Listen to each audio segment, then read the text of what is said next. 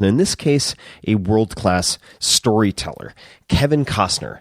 Of course, I grew up loving Kevin Costner films. He is an internationally renowned filmmaker across the board, considered one of the most critically acclaimed and visionary storytellers of his generation. Costner has produced, directed, and or starred in such memorable films as Dances with Wolves, one of my favorites, JFK, The Bodyguard, remember the kitchen scene? Amazing. Many scenes in that. Field of Dreams, Tin Cup, Bull Durham, Open Range, Hatfields and McCoys, and Black or White, among many others. He's been honored with 2 Academy Awards, 3 Golden Globe Awards, and an Emmy Award. This episode also features Jon Baird, the author and illustrator of the novels Day Job and Songs from Nowhere Near the Heart. He is the co-developer, along with Costner, of the Horizon miniseries. Their first book collaboration is a beautiful tome. It's really quite something to behold. The Explorers Guild, a passage to Shambhala, or Shambhala. I've never known how to say that. In any case, we get into all of that and more, and this episode is really split into 3 parts. The first part explores Costner's background, lessons learned, and we dig into a lot of his specific films and roles. And I think at some point, I refer to The Big Chill as the chill like a dum-dum because I think I was just a wee bit nervous, honestly, since I've really only seen Kevin on the screen before. And he is a very, very focused man with intense eye contact. We had a great time, and I really enjoyed it. But it's weird going from screen to in person for the first time, I got to say. But had a great time. I hope that translates to your experience of the conversation.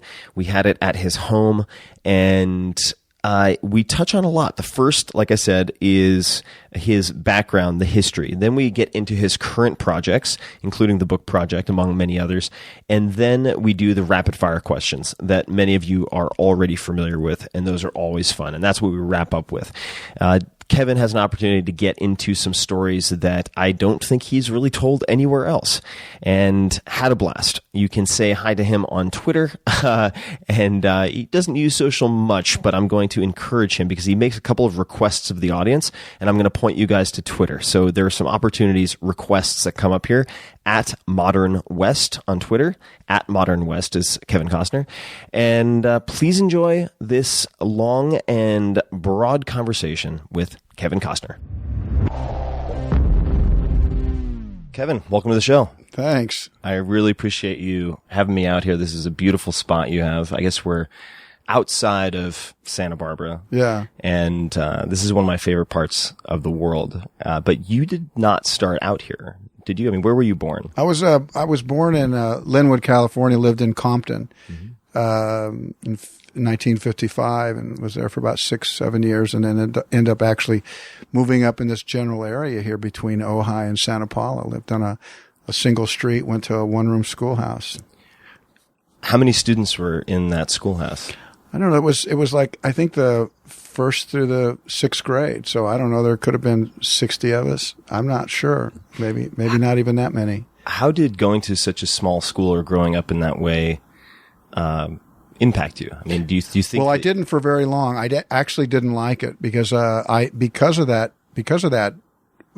idea that all these kids were in the school, and the teacher's impact could be the best it could be. I was way ahead when I went into that school, where the school I had come from in Los Angeles. I was really far ahead.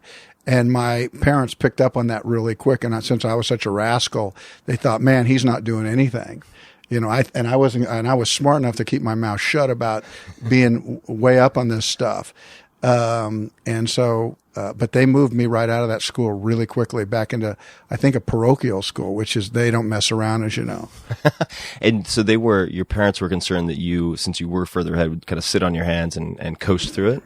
I don't think they were worried about that. I think my parents, I tell you, really, a lot of people I know, they look back on their childhood and, maybe wasn't the greatest or what. Mine was pretty good. Mine was very Huckleberry Finn, if it was. And a lot of that had to do with my parents were very focused in on their kids. I mean, my dad and my mom were at every Little League game, everything, so when people aren't able to, when I've talked to people go, my dad never came to one thing, and probably a reason for it, but I didn't have that experience. It was, we didn't have a lot of money, but it was, my backyard was my kingdom. And when my dad got home, we went to work in it.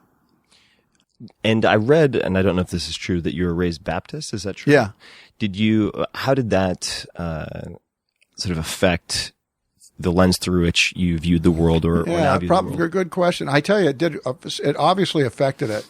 Came up in a really conservative background. My dad's from Oklahoma, and tough guy, fist fighter, very hard-knuckled people, and came in during the Dust Bowl. If you think of Tom Joad, that's my family. They lost everything and had to come out here. So my conservative foundation was right in place. My dad would put me in my place, right in the middle of church. I could be launched right out of that seat for whatever, and then, also, when you drink the blood of Christ, it was that grape juice. And, I loved pretending it was whiskey after church was over, because they had those like little glasses right. that you'd see in the cowboy movies. And I'd like to just knock it back. And boy, I tell you, my dad was just a no nonsense guy about that. But, I also grew up with music in the Baptist church. And so that was a real first love of mine, music. My grandmother, taught the piano. My mom was in the choir. Her sister was in the choir. So I grew up with music, was in all the little things we did, the Christmas play. So I liked singing, and eventually my mom made me take the piano lessons, so I was trained classically on piano for about 3.5 years.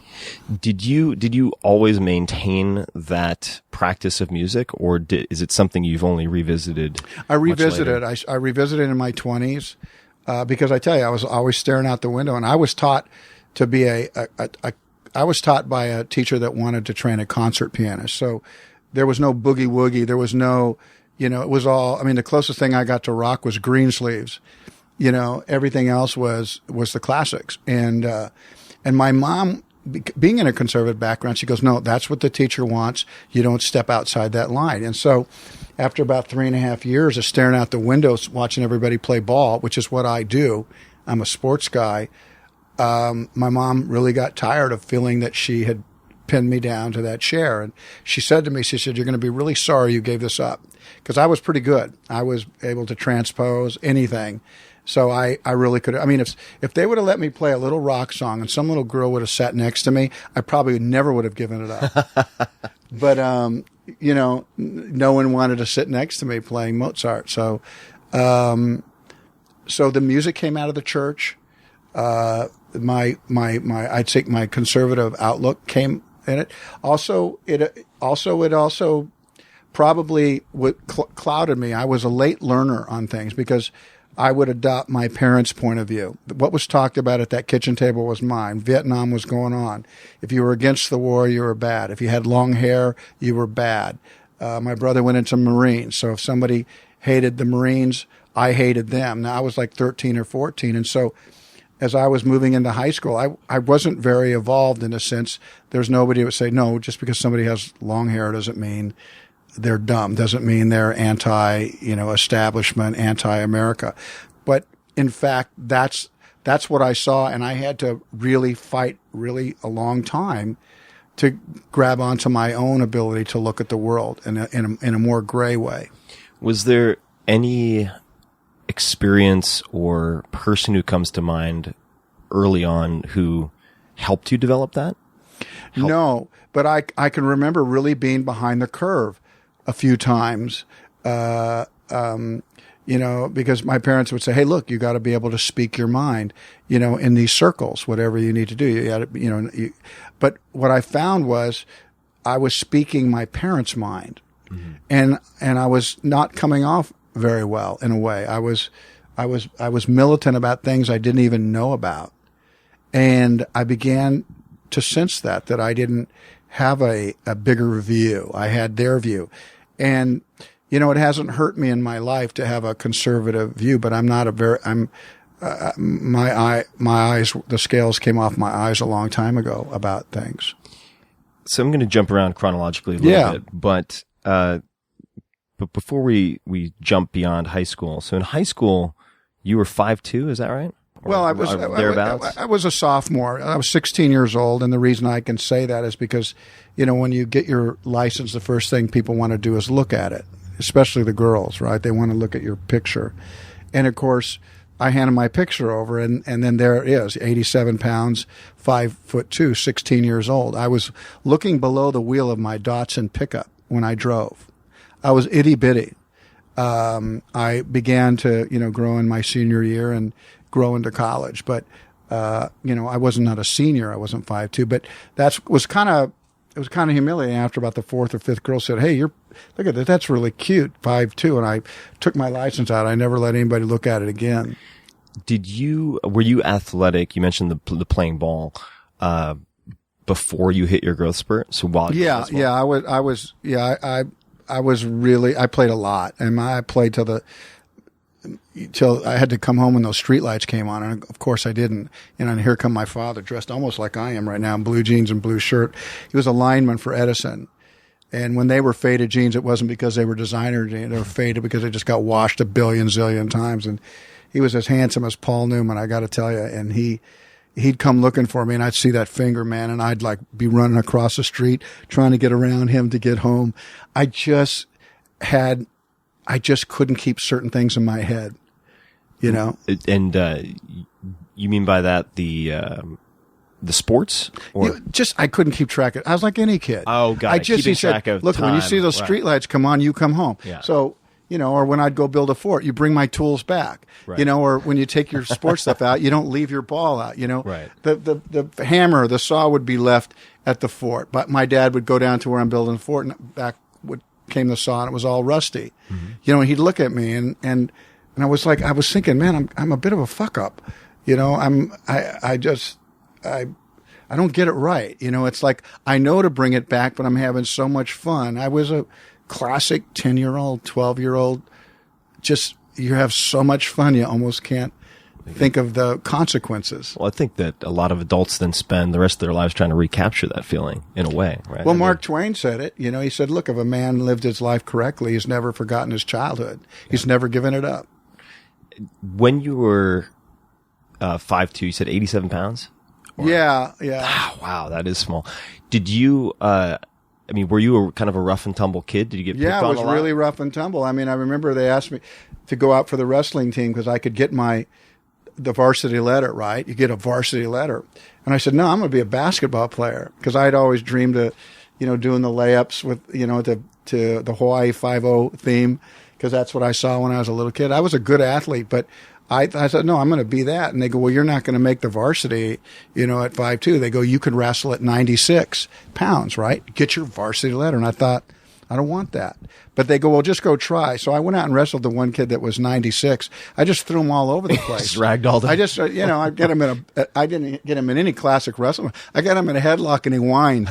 He was like whining. I wasn't going to let him up. I really dominated him, but I thought, big deal. I don't want my Letterman's jacket in this sport, and I want it in basketball. And my mom promised me I'd grow. I literally was running around the house, jumping up and touching the header on every door, going, what in the hell, 5'2", cute, I can't be this, I can't. And I'd say to my mom, which you do, you go, Mom, am I going to grow? I swear to God, am I going to grow?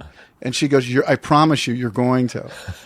So, And you, I had read about a heart-to-heart that you had with your father at one point. I want to say in the bathtub, or you were in the bathtub. Am I getting this right? Could you describe that exchange? That was it was an odd. I had been working up in Aspen. I have a ranch up there, and working very much like I work here, and it got to put a little bit of it into context too. A little bit. It was, my dad was a worker, and when he would try to teach us to work, it was like we'd mow the lawn and we'd be done, and at an early age, and he'd go, well, did you edge it? And you go, didn't edge it, right? So the next time we mowed it and edged it, he goes, did you wash it off? Didn't wash. He was a bit of a taskmaster in a way. So it was very difficult to get it exactly right. Right. A man does a job right. And a lot of that came from the Dust Bowl, because he saw when 100 guys would be in line to dig the same ditch. And he used to say to me, he said, there'd be 100 guys dig this thing if you don't dig it. So I understood that a guy had to work. That's what I was about. And I had a real big problem up on the property, and they literally watched me solve it all day long. I never stopped working. And at the end, I was actually going underwater and plugging something. I was like in that cold water up there, and he watched me. This is your property. This is on my property. To be honest, it was a typical day, other than the fact that something broke and I really had to fix it. It was just he watched me work, and now the day was done, and I was up and I don't take baths for the most part, but I was up in my room and I'm taking a bath. I'm really beat to shit. I'm really beat up. And the door opens, and my dad walks in. So imagine, you can go, what the hell's going on here?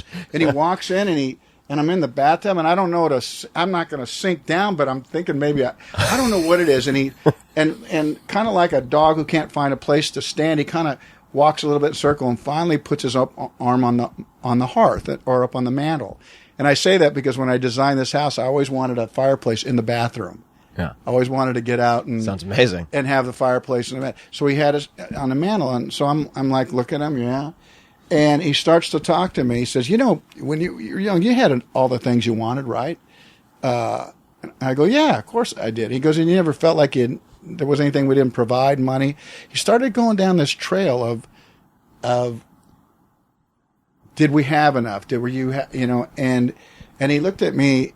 Because he was always so worried that I would go into acting. He thought, a guy should work. And I know he was unsure. And then he was able to see the success that I had.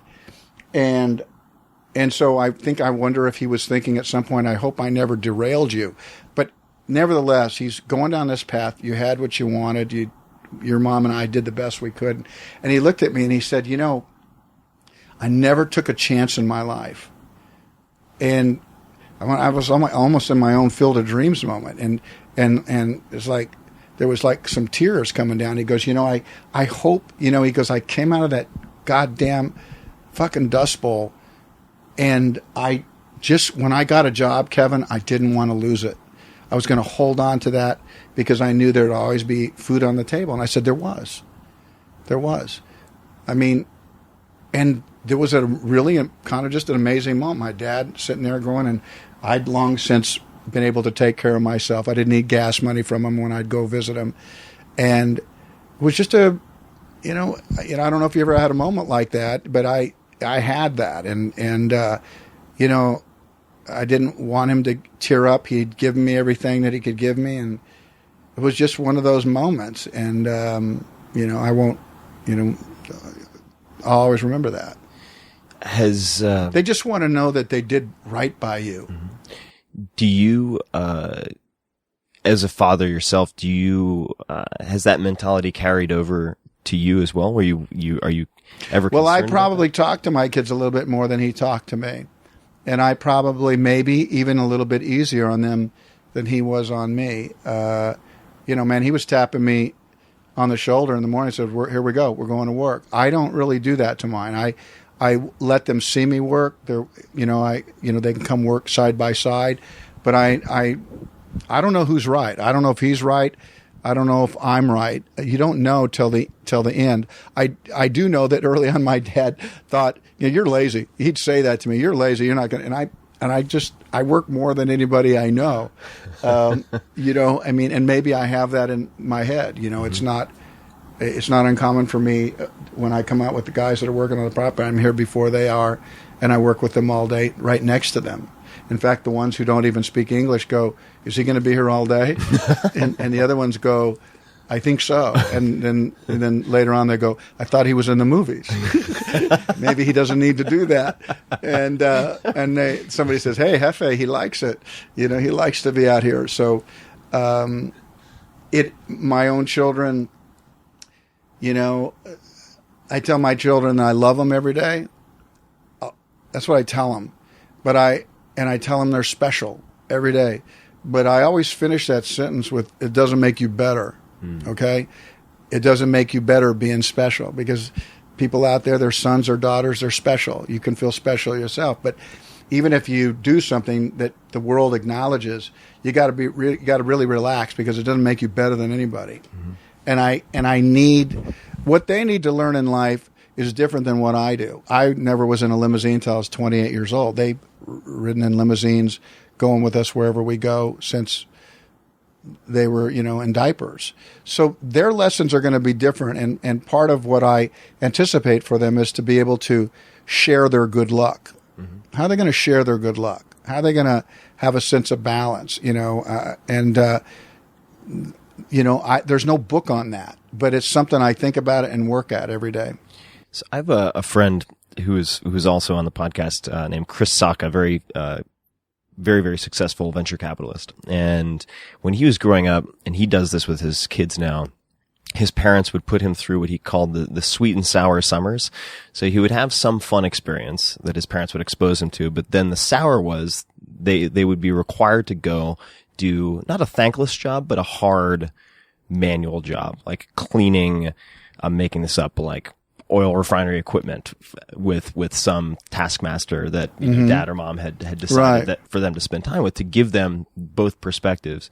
Do you, what are the jobs, the hardest jobs that have taught you the most? Well, my dad was the hardest on me. You couldn't be harder than my dad. So, maybe that put me in a position to work. My dad said, if you can stay long, you just have to outwork someone. Mm-hmm. And, it was really very, very basic. So, my own outlook for my own kids is they see that I'll work side by side with somebody. There's no difference between who I'm working with. Is there anything when you were, and we're going to come back to, actually, this is a good time to sort of shift gears a little bit with talking about acting and that entire career. Can you talk a little bit about your experience with Rumpelstiltskin? Yeah, well, that was it was a moment in my life. I think I was in my senior year at college, the start of it, and I was in night school. And if you know anything about night school, you know that the people in night school are really serious. So the bell graph's really hard there, as opposed to a bunch of 18-year-olds, or whatever you are. If you're in night school, it's serious. Those dudes are all drinking coffee. They're all still in their suits. And I'm in an accounting class. And it's not happening for me. I know I'm not supposed to be there. I know where I'm at. I'm at the other end. I'm at the wrong end of what was going to happen when a test is taken, because I don't like it. But again, because of my conservative background, you graduate high school, you go to college, and you get a college degree, and you get a job. I wasn't really, again, very advanced in my thinking, or my eyes weren't open to the real possibilities. I mean, the greatest things I did was when I would go drive trucks or frame houses, or I worked on commercial fishing boats. I like that work. I like the exoticness of that life, or you get what you get because that's what you just earned. Right. And so academia was not a thing for me. And there I was, smack in the middle of it, and realizing that I was just like pulling sand down. I couldn't get out of this hole. But what do? I turn off to the teacher. I open up the little student newspaper, and I'm winging through the newspaper, which is all of 3 pages long at a college, right? And on the back of it was a play, an audition for a thing called Rumpelstiltskin on an off-campus area. And I don't know why, I just thought, audition, I'd like to try that. And, when I closed that newspaper, I listened to the person drone on. I saw the latest pop quiz, and I was last. And but what I knew at that moment, I was going to that audition the next day. I was excited about the next day. It's been a long time in my college life where I was excited about the next day. And I drove down. I almost was killed, literally doing it. I was going down the 55 freeway, which is in Orange County, and at that time the freeway hadn't been finished all the way. So stoplights were on the freeway at a certain point, like where they were going to build. Sounds so dangerous. And as I'm going down there, everything's fine. That's not a big problem, except my accelerator broke and went to the floor on this old Datsun pickup. And all of a sudden, I saw the brake lights up ahead, like where those eucalyptus trees are way out there. Yeah, a couple hundred feet from us. Brake lights. And my speedometer's going from 60 to 70 to 80, and it's not slowing down. And I'm probably going to hit those people at about 90 miles an hour and kill them, kill myself. And and the engine is just, I don't know why it was designed that way, but the floor, like some ghost, pulled it straight down to the bottom. So I had my wits about me at one point halfway through when I realized I didn't want to die, and I threw the clutch in. And there was never such a terrible whine, but I thought, oh my God, it did engage, but the engine was revving. I was able to turn the key off, and I coasted to a stop, pulled over into the emergency lane, didn't kill anybody. I jumped out of that fucking car, hopped over that fence, and hitchhiked to my audition because I wasn't going to miss it. Wow. I left it on the freeway. I left it because I had some place I wanted to be. I had a place that something was going to happen. And, of course, nothing did. I wasn't good enough. I didn't have enough skill. I didn't really know about Rumpelstiltskin. I mean, I didn't know my fairy tales, okay? I figured there was a prince. I would just leave it at that. I'll go out for the prince, maybe. I had to, but I didn't get it. But my imagination started to burn about the possibilities. And what, when you had those possibilities then in your head, what were the next steps? I mean, the next steps were to the reason I didn't get the part because I wasn't very good. I could tell the people, like in accounting, they were better than me. They were better than me. But I thought the difference was I didn't want to try to improve in accounting. But in acting, I thought, I'm going to go to school. I found something I think I want to learn. And so it was one night they started to have classes there. One night a week turned into 2 nights a week, turned into 3, turned into 4. I suddenly started to become the student that I wasn't in college. I went to UCLA and took 2 classes in film financing, film budgeting. I showed up for the first day of class. I had already read the book, the entire book. I wasn't in the mood to do an all-nighter. I was interested. So at this point, you'd graduated from college at this point. I graduated from college. I was framing houses out in Orange County. I would go, and that's how I would make my dollars. I wasn't very good, but I could work all day. If you could frame one house by yourself a day, you could get another house. But what guys were doing that were really experienced in 8 hours, I was doing in 12. So I was usually out there, and I think about this time of year because the sun goes down quickly. Guys are going home at 3:30. Sometimes they'd work in teams. Some guys could frame a house by themselves. I'd do it by myself.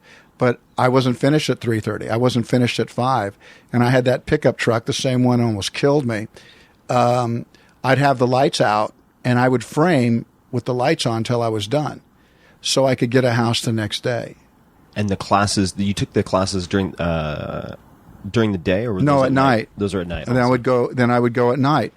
And I was, all we can say without, beating this to death in a way or boring anybody with it, it was just suddenly I was interested. I was interested in my own life the way I used to be interested in it when I was a kid, when tomorrow was exceptional. And for me, every day was exceptional when I actually realized I wanted. Now, I wasn't telling people what I wanted to do because half of me was going, who's going to believe this? Especially my dad. So let's see. How old were you at the time? I guess. So let's say I'm probably 20. Yeah. 21.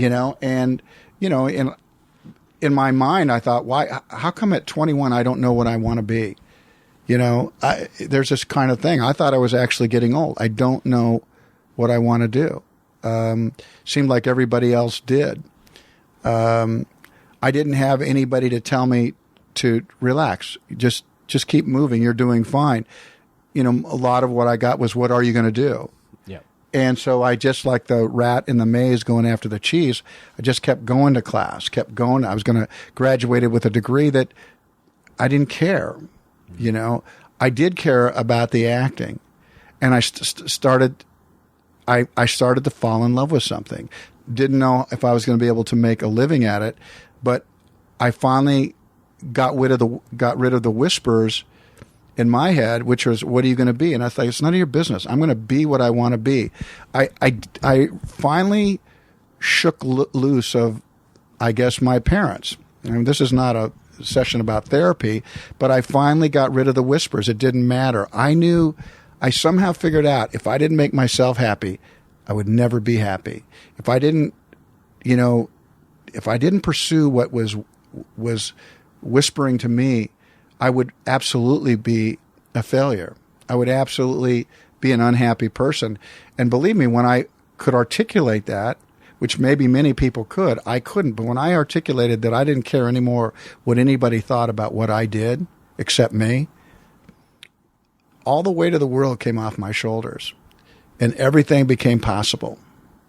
It shifted to everybody else that they were now worried. Now they're worried. But it didn't shift. Everything for me, it shifted to a place where I felt free. How did The Chill come to be? That experience. Yeah. Well, that was it was the one part that Lawrence Kasdan could cast without permission from the studio. He'd, already done Body Heat, and people recognized it was special talent. And a casting director named Wally Nacita, who was a very tough casting director, a no-nonsense kind of person who really actually helped her directors. Instead of, she would offer up people that she thought. She put me up in front of him and saying that I was somebody that she thought was very good. And I was lucky enough to get the big chill. And I knew immediately that my life would change as a result of that movie. And a lot of people talk about, well, you're cut out, then, were you disappointed? I guess I had a small measure of disappointment, but none to the, not anything like what I think people thought I should have. Because I realized at the moment that I was hired that somehow I was on my own yellow brick road, and that appearing in that movie wasn't nearly as important as being in it. I knew I was in it. The people I was around knew I was in it. I had suddenly found my footing that had probably taken from the point of that accounting class, probably taken 6 years, 7 years. People talk about entrepreneurs, and the idea of being an entrepreneur is being willing to do a job that nobody else wants to do, sure. To be able to live the rest of your life doing whatever you want to do. Mm. And so the idea, how I can correlate that a little bit would be to try to be an actor when there's no guarantee that it's ever going to work for you, but that you're willing to really work at it for a long time when all the other responsibilities that followed you, being married, trying to provide, but still not giving up on your dream. It sustained me. I was lucky. I was able to make it. And when I got to that point, I was a better actor. I would not have been even though I made a check and everybody had been really happy, I wouldn't have had the foundation. I had to re-educate myself. And I love the idea of educating myself. What did, over that course of 6 or 7 years before you were cast for The Chill, what did you say to yourself to keep yourself going? Well, it's hard because if you want to be practical, and you need to be, it's very difficult to be around people that don't see themselves clearly. So, when your parents tell you you're the fastest little runner, you believe that. But by the time you get to the 6th grade, there's people blowing by you, and your chances of being in the Olympics, they're not good. And so somebody says, "Well, I'm going to make it anyway." Okay, that's a hard person to be around a little bit. But in the world of acting, you have to say. You have to think where you would fit. So I was looking out at the landscape. Obviously, I was going to class at night, doing everything I would do, and hating everybody I saw, or being around other actors who I realized hated everybody on television that had parts. I mean, there's like bitterness among actors who don't have jobs, looking out there, and the people that do or whatever. And I was like, I didn't really feel that, but I could understand that. But as I was moving along, there was a moment in time where I actually thought I wasn't going to make it. I did. And one thing I did once I decided that I would become an actor is I didn't want to put a clock on. I was going to ask you that. Put a clock on things. So I didn't. But I was also a practical person. I mean, look at me. I know what time it is. And I'm starting to think, you know what? The people I'm supposedly going to be going up against are getting more parts. I was going up against Sean Penn and Nicolas Cage and Ken Wall and Mel Gibson and Richard Gere, and you can think of all the people that were already on the landscape when I actually decided that I would act. So they not only had those credits going for them before I started, some of them, they had, 20 films behind them. And so these were the parts, this was the category that I was in. And so if I would go up for a part, there'd be 4 or 5 of these names being thrown around, and they would just work their way right down. And suddenly, and so my chances of getting those parts weren't very good. But somewhere along the line, they started using me on certain movies, going, well, if you want too much money, we're going to go with this unknown guy. Well, who's this unknown guy? Kevin. And that I was a bit of a stalking horse for some people, to either take less money or we're going to give this good part away. By stalking horse, you mean like a bargaining ship or like a plan, we'll go with this unknown. I see. We'll go with this unknown. They continued to go with the known. So I actually thought, you know what? I'm not going to be able to jump over these guys. Timothy Hutton, you can just go right down the list. But then the big chill happened for me.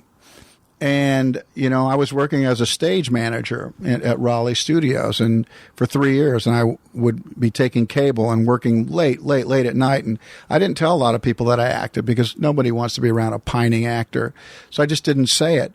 But what happened was all of a sudden when I did start to emerge, Big Chill moved to Fandango, moved to American Flyers, moved to Silverado. Suddenly it seemed like it was happening very fast for some people. It was like, what, where did this come from? And then when I decided I would direct, which was about 2 pictures later, people thought, wow, he's moving really, really fast. What they didn't know was I had been dreaming this moment for 6-7 years before that. Then when it was starting to happen, I had already been planning for these things. Right. So what was fast for other people wasn't fast for me. Well, it makes perfect sense. I mean, you hit a certain escape velocity in a sense, and then, or you'd use maybe a different metaphor. I mean, you'd been cranking and cranking, got to the top of the roller coaster, but you'd been sort of thinking of that descent all along. I've heard you say that the big struggle in acting is staying loose. If you were to have the opportunity to go back to yourself, say, at the Silverado, point, what advice, acting advice or otherwise, would you have given yourself? Well, I just wanted, I tell you that I would give myself almost the same advice as I did, which was I'm going to try to hold out for the good movies. I'm not going to just try to go to movie after movie. Maybe what I should have given myself, which is be really ready to do the sequels. At 30, I would say just be prepared to do Bull Durham 2, Tin Cup 2, Bodyguard 2. Get in the mode of making these movies later on. What are some of the scenes that have scared you the most? And I've heard you talk about after you've read a script and sort of picked up on the secret, right? Something you can't wait to hopefully portray or share with an audience or tell in a certain way. What are some of the scenes that come to mind that you were most scared of in any film that comes to mind? Well, I'm usually scared of the scenes. If there's number one, there's got to be a scene in there that you really want to do, you think you can do, that you really, really want to say, that you want to be known. I guess. Listen, I remember seeing Spencer Tracy in Inherit the Wind, and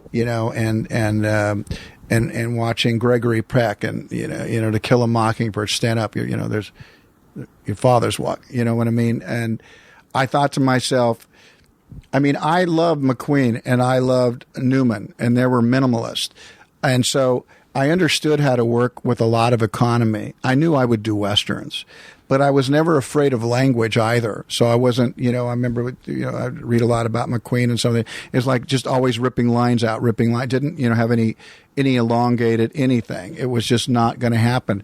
Me, I wanted to have the Inherit the Wind speeches. I wanted to have those things.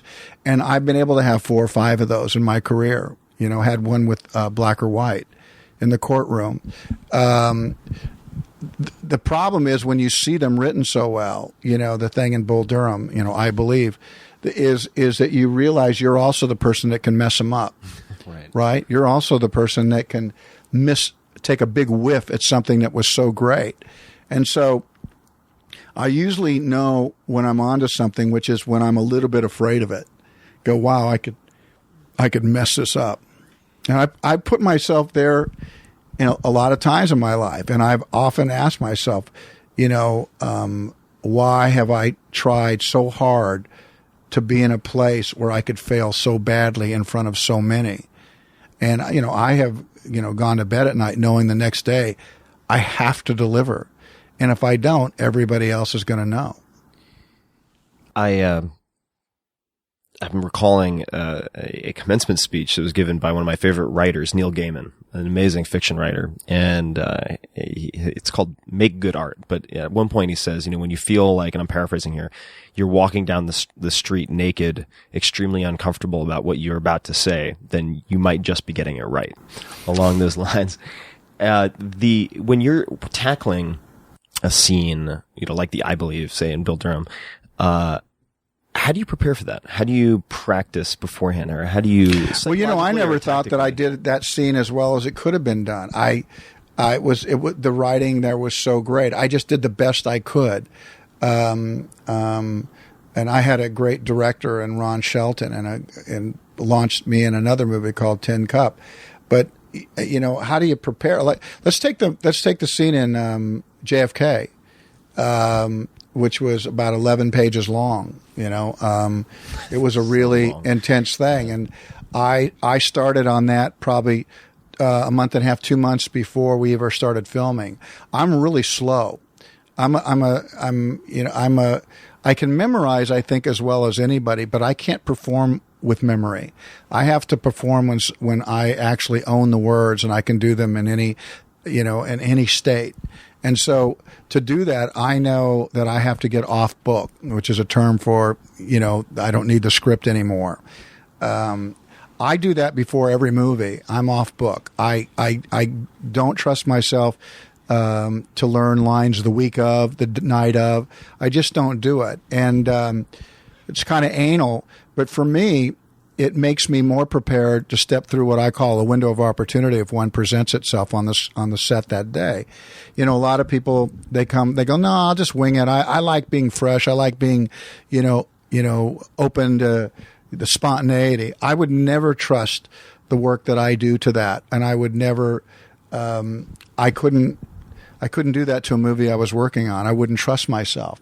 I think going in really prepared makes me really confident to do anything that happens that day. I'm not just stuck there. I'm just prepared to do that. Well, it seems also that your familiarity with the material allows you to make some very intelligent suggestions. You brought up JFK. I mean, the let us suppose. Maybe you could explain the conversation with Oliver Stone. We did. Oliver comes under a lot of scrutiny. He really has a really active mind and is really, a patriot in his own way after a truth, and he's willing to go at it very, very hard. And people have questioned him on it, and the directions he goes down, the roads the rabbit holes he's willing to go down, and what gets said and who said it. And I knew I was going to be the voice of all this, and as I was going through that script, I wanted to serve Oliver, but I also wanted to serve myself a little bit too, which was to make sure that I wasn't so far out on the limb saying explicitly, what Oliver is saying. And when I came to certain things that I was unsure about, and some other people questioned it a little bit, I said to Oliver, I'm not comfortable with saying this. I said, I would be more comfortable saying, let us suppose, as opposed to this actually happened. Because the let us suppose is framing things for people to see. Because if there's no actual eyewitness there, you go, let us suppose this happened. And Oliver didn't fight that at all. To his credit, he said, that's fine. Let's just paint that picture, because that's the picture I believe that's there. Because you could turn and say, and now let us suppose that didn't happen. Boom. And you go down that thing. And I thought it was a fair depiction. And I was proud of Oliver. Instead of fighting that, no, we're going to say that's fact. It is fact because this guy said it was. And I said, well, let's just think about that a little bit. It was a good collaboration. You mentioned something, that Oliver, I hope he doesn't burn himself up. What did you mean when you I said what? I hope he doesn't burn himself up. I hope he hears this. I don't know where I said that, but that's just one friend to another, one colleague to another. And listen, we all burn pretty hot and bright and go pretty hard. And, I don't need to let people know anything more than that other than this is a guy that was good to me. And I know he plays hard and I know he works really hard and I want to see him have as long a life as he possibly can and do the work that means a lot to him. So I just kind of let it go at that. And the reason I ask is, quite frankly, because I think that, it's out of personal interest. I mean, you've had a very long career and you've lasted. I feel like I burn the candle at both ends quite often, particularly when I get immersed in a creative project and can't kind of pull back to 30,000 feet. Do you feel like you've ever been at risk of burning out? I mean, you've had some, for instance, Waterworld, massively long shoot, right? What do you do, or how have you contended with that if you've had to? Well, I was also going through a divorce, which was something that I didn't see happening to me, kind of from a conservative point of view, how you're raised, that you think, well, this is how it's going to be the rest of your life. And you kind of know even before that it wasn't really working that way. But all the planets lined up with this incredibly long movie, a very tough thing. And I actually went through that entire movie, divorced, separated and then divorced before the movie started. People don't know that. They happen to think that somewhere halfway through that happened. It didn't. I was going to work every day with feeling a bit like a failure. To me, I just go back. You put your head down, you keep working, and you keep doing the very best you can, and you don't let the people know around you that your heart's on the ground. My life is so much more than acting. So I've never, I stop sometimes because I just want to stop, not because I have to stop. Please, it's not like I'm. I remember in college when we do like Black Beauties, you just be up all night, just somebody needs to come in and stop me, you know what I mean? And I didn't have that. I have my own governor, and I have my own energy level, which might not be the same as somebody else I think you need to slow down. I kind of know when I need to. Got it. You have some type of limiter. And I have other interests that actually almost force that. Right. I have my own seasons as a man, so to speak. I got to go hunting. I got to go fishing. I got to be back for Little League. I got to, I have these things that are important to me and important to my family. This is a bit of a non sequitur, but I'm so curious because I've spent just a little bit of time in Aspen, doing some work with the Aspen Institute. And, I bumped into somebody at one point and they're like, you know what? I actually bumped into, and this could be totally false, but they're like, I walked into this bar in Aspen and Kevin Costner was bartending. Have you ever bartended in a bar in Aspen or anything like even as I have friends that bartend. Maybe I jump back to help them for a second. Okay. But I haven't, I don't know how to make change, My nightmare is when something costs $8, and they, or something, and I give them a certain amount of money, and the guy goes, "Can you give me 10 more cents or something like that?" And I go, "No, I'm only giving you." It's like PTSD after accounting class. Yeah. It's like, please don't do that to me. My temples start to pound, and it's like, hey man, why are you asking for more money or something? Because you want to make life easier on me? You're not. You're humiliating me. Stop. I literally kind of throw the money down on the counter and just walk out. It's like some reflex, don't have me do math at the chalkboard. Yeah. I had this little creep I was in fourth grade, and you know how sometimes the teachers will tell you, hey, the fifth grade teacher needs you to take this note over, right? Well, if I look back in my life, I've got a very, very sound life. But if I really look back at it, I do have moments where I have real problems as a result of certain things. You just don't realize it. And I remember I would go to the fifth grade class, and there was this little prick his name was Mr. Chapman, and he was short, and he had a flat top like a Marine, a flat top, and he wore a bow tie. All right, so he sounds like a handful already. So prick already, right? And so I walked in, and I brought the paper, and he goes, "What are you doing in class?" And I go, "Oh, we're doing clay or something." He goes, "Well, we're doing math here. We're doing." Whatever kind of math. Oh, that's really great. He goes, "Why don't you show us the math you know how to do?" Oh, God. Can you believe that? This guy would do this to a fourth grader, and he would have me try to do their math, and he laughed at me. Oh, what a mess. And the kids laughed. Yeah. And I remember that teacher told me another time, "Can you take this over to Mr. Chapman?" I go, No. And she said, "Look, you just have to do this for whatever reason." I wasn't able to say no to her either. Again, maybe that's that conservative background. Into that class I went. Chapman, this little prick, did the same thing again. He humiliated me, and he allowed his fifth graders to laugh at me. Ugh. And I, believe it or not, I could never go to the chalkboard again without that fear of being laughed at. So the truth was, I could go to the gas station now and give the guy the money, and he goes, "Give me an extra dime and I'll make this even on you." And that's the chalkboard to me. Huh. It's the chalkboard. And that guy was cruel.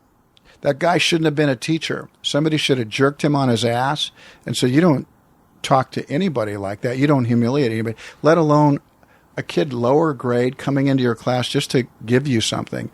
There was something really wrong with him. I probably conjured that story up for the first time probably about 10 years ago, telling somebody about it. And because I always wondered why everything would go into a fog with me when I would go up to the chalkboard. I couldn't follow the directions that anybody was saying to me. They go, "This is really simple." It wasn't simple to me. Why? Because I couldn't hear it. My brain was pounding.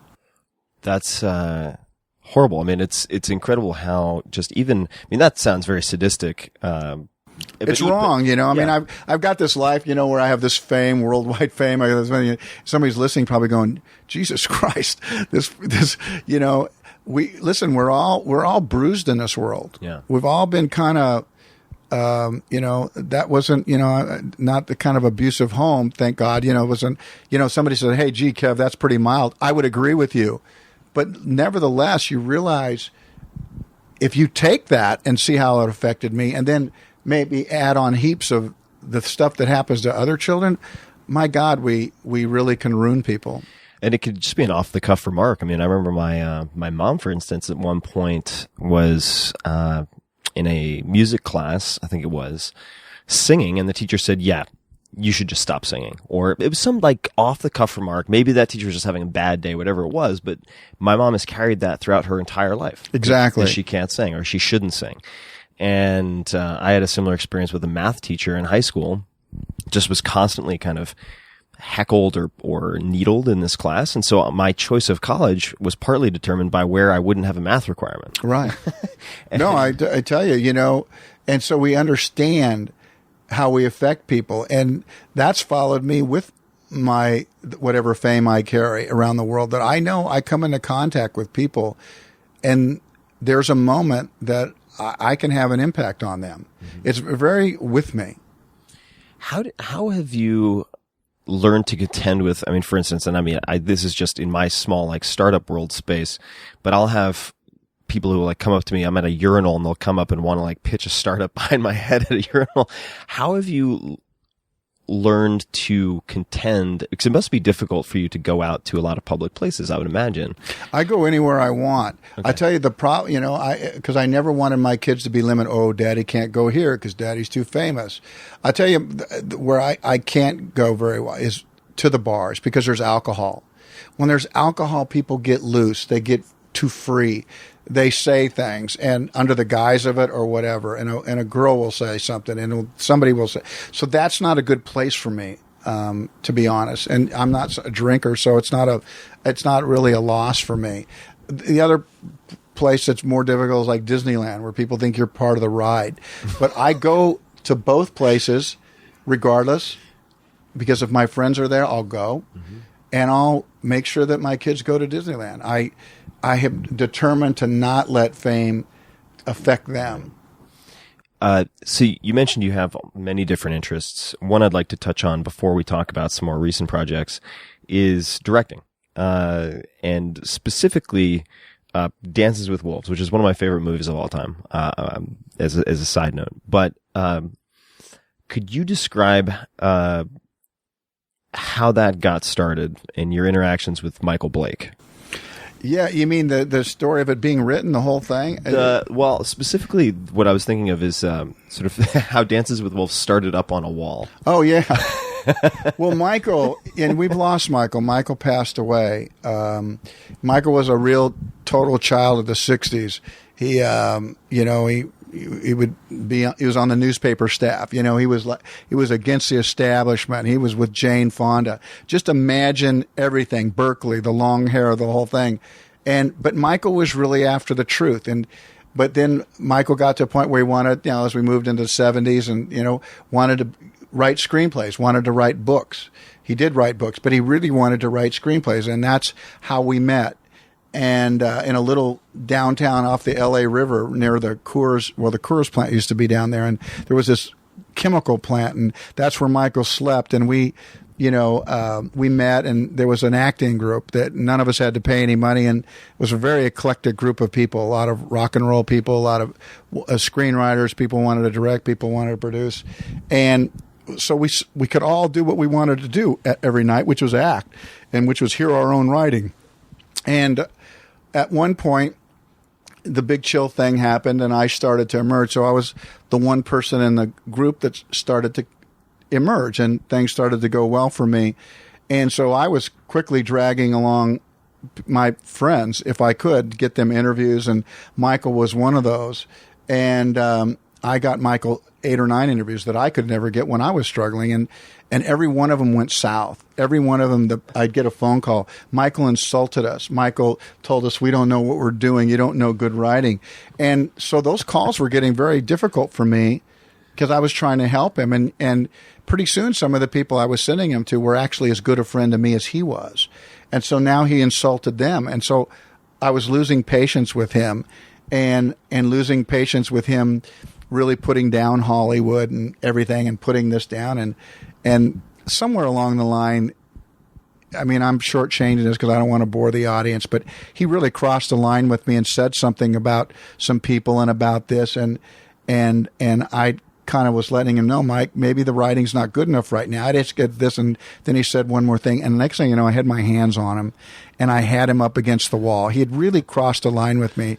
And basically what I said, well, then quit pretending you want to be in Hollywood, because everything you're writing is ending on page 120, which is code for a screenplay, is about 120 pages. And I said, why don't you start writing things that mean something, like a short story or a long story, something that ends on 88 or 188 or 888, and quit trying to write these. And I literally had him off the ground, and there was scripts under his feet, and I kicked them, and they went dramatically sliding like a deck of cards out there.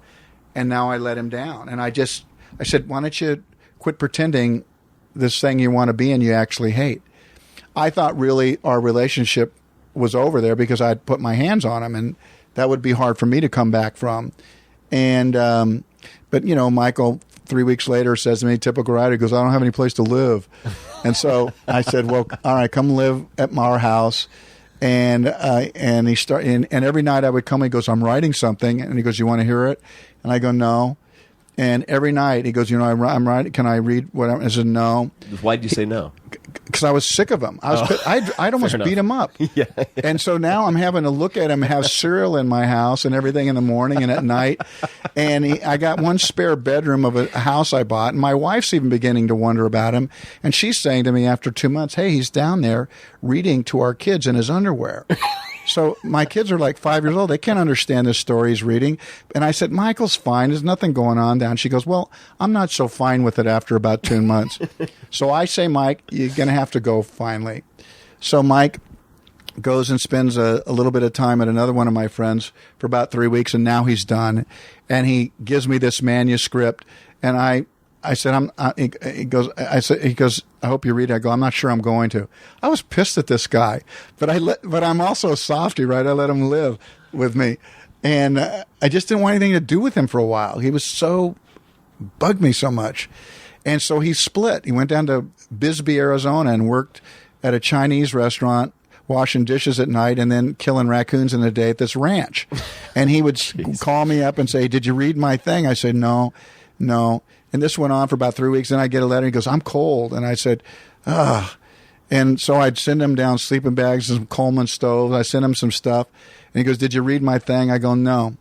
One night I pick it up about 4 months later, 5 months later. And I start reading, and I read it all that night. It was Dances with Wolves. And I was really proud of him. I was really, really proud with him, because when you live in this town, there's people always giving you things, giving you their last best work. This is my best work. And so you're honored to be able to read somebody's thing, but you're also in the position of having to turn around and tell them if you like it or not. And that can really take the air out of somebody. So unbelievably, Michael, I was right not to try to listen to any of his stuff. I didn't want to edit any of his stuff. I didn't want to influence it. I wanted him to go till he was done. And it just took me, 6 months to read it. And it was Dances, and I was really proud. And I called him up. I said, "I'm going to make this into a movie." I said, "I don't know how I'm going to do it," because I didn't have that kind of money. I said, "But I'm going to do it, and you're going to write the screenplay. And I'm going to pay you more than you've ever been paid. I'm going to find out what the Writers Guild is, instead of working for $3,000 for all these goombas in town writing, low budget films." I said, "I'm going to find out." And it was like, I don't know what it was, $27,000. And I went and figured out how to get $27,000 and paid Michael. I said, "Let's do this." And we made that movie about 2 years later, and Mike won the Oscar. It's such a fine movie. Was it originally titled Dances with Wolves? Yeah. It was, right from the beginning. Yeah. How long did he give it to you, in basically novel form, or what? Yeah, it was all written out in manuscript. It was about as thick as a phone book. But when you mashed it down, it was, I don't know what it was, 200 pages. I'm not sure. And how did you end up directing that movie? Was it your intent? Well, I actually went out to 3 really important directors. I'm not going to use their names. I know that would be interesting, but they were the top of the heap guys. And all of them had things that they wouldn't do to the movie. Some would get rid of the opening Civil War sequence.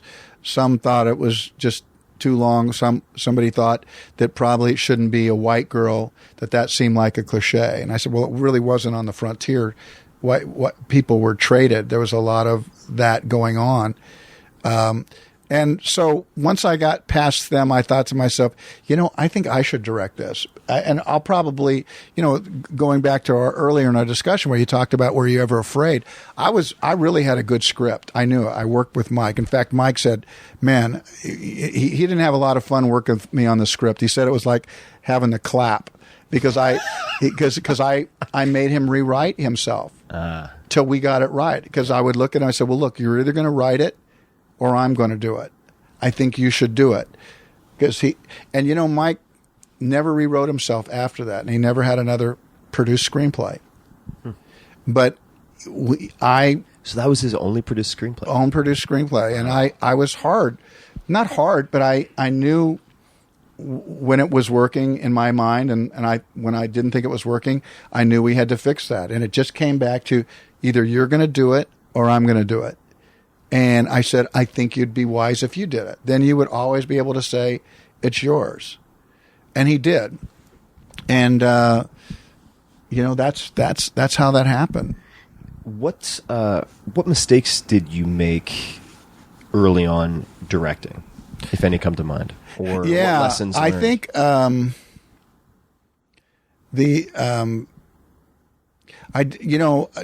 thought I had to make up my own shot list every day. So I'd be, working late at night after a long day of like how I would do the shots. And I don't, I had Dean Simler, this really world-class cinematographer. And I think I made a mistake worrying about that aspect of it, because if look at directing is kind of like, unless you watch a lot of porn, it's like you kind of you don't really know how other people make love, right? You don't know how other people direct. I was wondering where that was going. I didn't know how other people directed. Right. You know, I'd only been on a few movies. Right. So I wasn't sure how I was supposed to direct, but I had my own idea about how, but it's like, so if you don't see anybody do it, how do you know if you're doing it right? Yeah. You know, you reference. you kind of like, yeah, maybe you'll edit that out. You know, you're just, how do you know? No, it makes perfect sense. You're kind of trying to your own way. I actually direct sometimes with a chalkboard, and that has a lot to do with my own athletic background. Sometimes when I have really big scenes, I'll pull out a chalkboard and I'll look at somebody, because a lot of times they'll be doing what you're doing, which is they're giving me some chin boogies like that. But what I realize is they're afraid. The actor's afraid, and he's going like this. He's me at the chalkboard when I'm in the fourth grade. He's nodding, but he's not hearing me. Right. So when I go out to do a really big explosive take, and he's supposed to be somewhere, and he's like over there, and I go, "Hey, what happened? I was looking right at you," and he's going. So I a long time ago, I go, wait a second. Maybe he's a visual guy. Maybe he's basically his head's bobbing up and down because he's saying, please don't look at me. Please don't talk to me. So I found that chalkboard helped a lot of people. They physically understood. And would you use the chalkboard to storyboard, or what would you be doing? No, mostly in big action sequences where you got to be here, you got to be there. Like I wouldn't use a chalkboard in a sit around thing, but I would find that when I had to communicate with a lot of people, got it. So almost like a football play. I mean, you have the X's and the circles. This is what's going to happen, and I go, you don't forget, if there's a shooting and you're over here, you're going to have to be ducking your head. You're going to. I need for you to be doing that. Don't.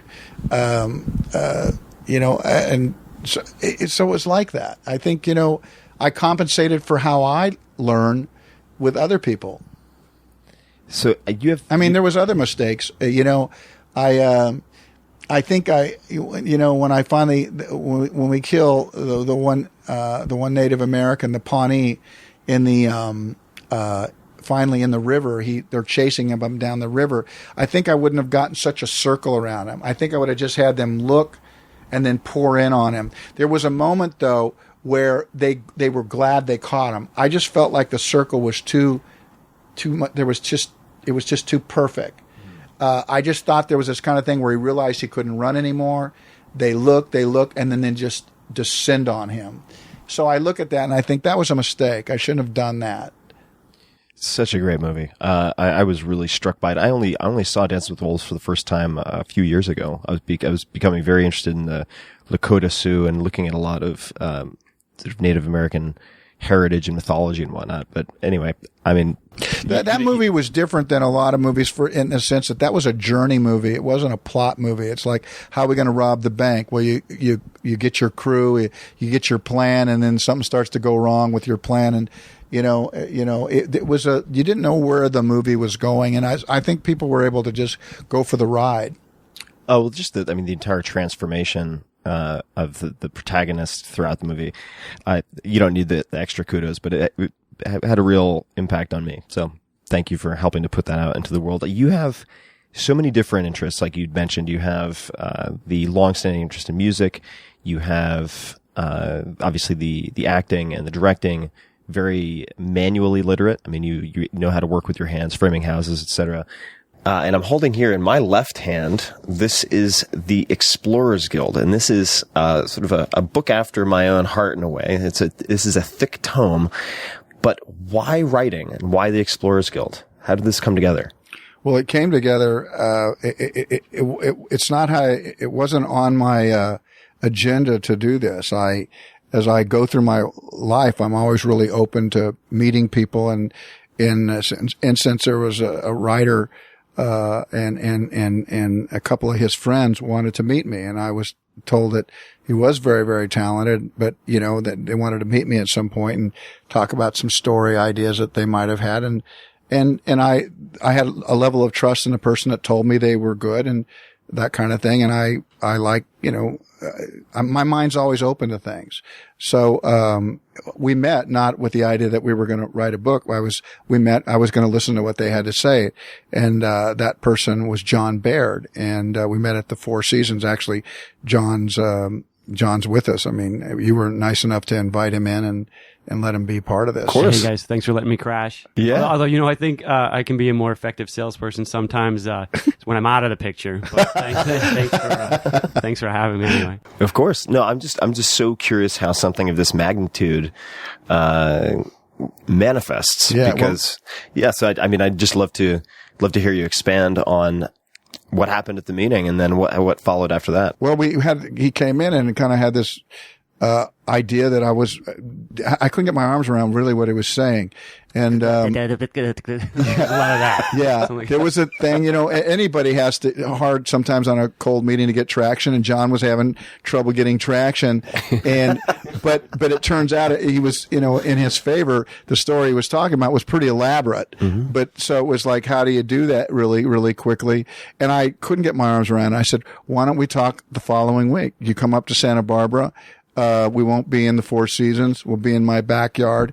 And, I have to admit that the story was still a little bit unclear. I think John was still working it. Strike two. But I had a bigger feeling about who this guy was. And I thought, I want to be around this guy, Jon Baird. And what gave you that feeling? I can't always say it. I can't always articulate it, but you feel you're around somebody that has a different voice, it thinks in a different way, as a wicked wit. And, it was just, I believe the story was there underneath the stuttering.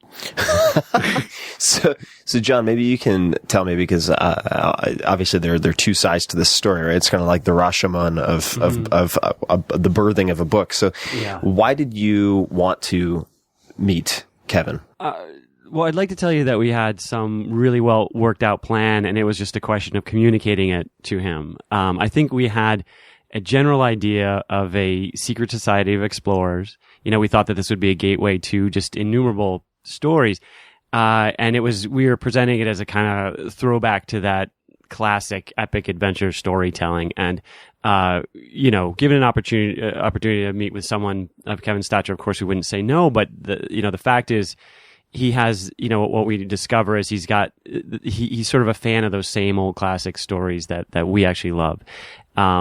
And so, things kind of took off from there. We both found that we love that big canvas storytelling. We love the idea of, secret parts in the world and hidden histories, and the collaboration took off from there.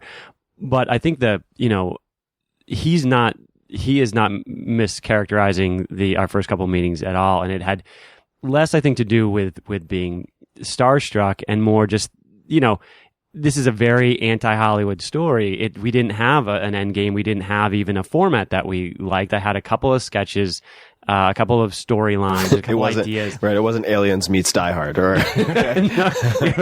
hope you're sitting down, Kel. It was my pitching is today is still terrible. And I don't know if that was part of maybe the allure for Kevin, because this wasn't something that was presented to him fully formed by any stretch. It just had some elements and some things that I think he may have sparked to, and it was always going to be something that we formed together. Mm-hmm. And then, so when did you decide to actually pull the trigger and work together on this? I think it was that second time, or did you come up one more time? Well, and again, to Kevin's credit, we were recording in a place right now, and it was maybe 5 feet from where we're talking. And he said, yeah, you know what? I still really don't get this, but let's do it. And it, as a testament to, you probably heard him as he's recreating some of his biggest successes, and people always see him when the rock is rolling down the hill. That's the part they see. What they don't see is all the pushing and he's pushing it downhill, no mistake. But I think by the time people see him, it's, you kind of think he's got it pretty easy. I've been witness, myself now to this is 8 or 9 years ago when we met. And, there was just all kinds of, all sorts of misfires, all sorts of, trying some things, then scrambling back, reformulating, trying it again. Before about 4 years ago, we sort of, I came to him saying, look, let's just do this as the book. Okay. So initially was the plan to do a whole collection of multimedia properties, or was it intended to be a film initially and then decided to be, in this iteration, the book? Well, it was always a book. That's my background, in sort of minor books. But, we think that the story, the structure of it is so expansive, it lends itself. I think 360-degree media was a popular thing at the time, perhaps still is. And we saw a lot of opportunity there. I think we tried animating it for what could have been, in these very small chunks. Kevin put some of our smaller animations together and thought, maybe we'd go from a web series, or maybe this is an animated TV series or something like that. It was really cool. We did animate it, and everything I saw about it is once we started working, I just picked up the momentum of loving it. And, we talked earlier about some of my films that I haven't done the sequels to. I saw this as something that had innumerable stories. It just was it was big storytelling. It was big canvas. So I thought to myself, gravity's going to just fall right to everybody's going to come right to our door. This is what people are looking for. And so we did this. And I think John's, alluding to the fact that no, people didn't. They wanted to know, well, who's the boy in it? And, there's a little boy and could he have a magic watch? Make him fly? Because our boy doesn't have a magic watch or fly. Lesbians. Yeah, we could get a lesbian in here too. And so we said, are these Hollywood people giving this feedback? Well, John heard those versions and I heard the magic watch version, which is we can put them in because they exist in the world, but maybe not in our world in this particular moment. So we think our boy's better off having a hole in his head than having a watch in his pocket. Watch. Lesbians. So what happened was it didn't work. And then we went on and we kind of, that was probably 5 years ago, and we stopped. And, I think John felt that I was humiliated by all the no's by executives. I wasn't. But I appreciated him. That's the only time I ever saw John get really mad. He goes, these people shouldn't be saying no to you. And I needed to look at him and think, well, who am I, John, other than a storyteller? They can say no. It is what it is.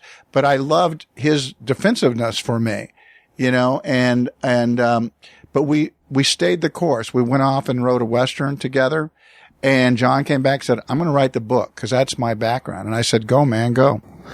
And, so this is a beautiful book. I mentioned before we started recording that I wanted to be a comic book penciler for a very long time. Aesthetically, how did you think about putting together the book? Because it's clearly very, very consciously decided. I mean, the paper stock, the tint of the paper. I mean, it's just a physically beautiful. Yeah. Well, I have a long background because, as you might know, writing books is not a great way to make a living. And, though I had a couple, I had to support myself doing other things. And I was always an art director and a designer and wanted to be an illustrator. And I had a lot of experience in not just design, but right through press. I got very into cause I really like the sort of ins and outs of paper stock and printing techniques and finishing techniques.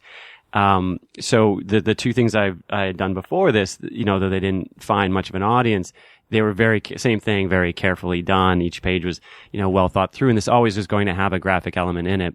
Before we leave the idea of Kevin just sort of saying "Go man, go" on the book, it's true that was the initial brief. Where we'd kind of ping pong some story for many years, and then when it came format wise, he was doing his things, and I was going to run off with the book. It started that way, but the thing I really always need to say, because I think people will make certain assumptions when they see there's a celebrity, someone of Kevin's stature and someone who's, me, I think the thought is probably that here's a guy who's probably reading it along with the rest of America and wanted to sort of show up when it's on press, make sure his name is in the right place.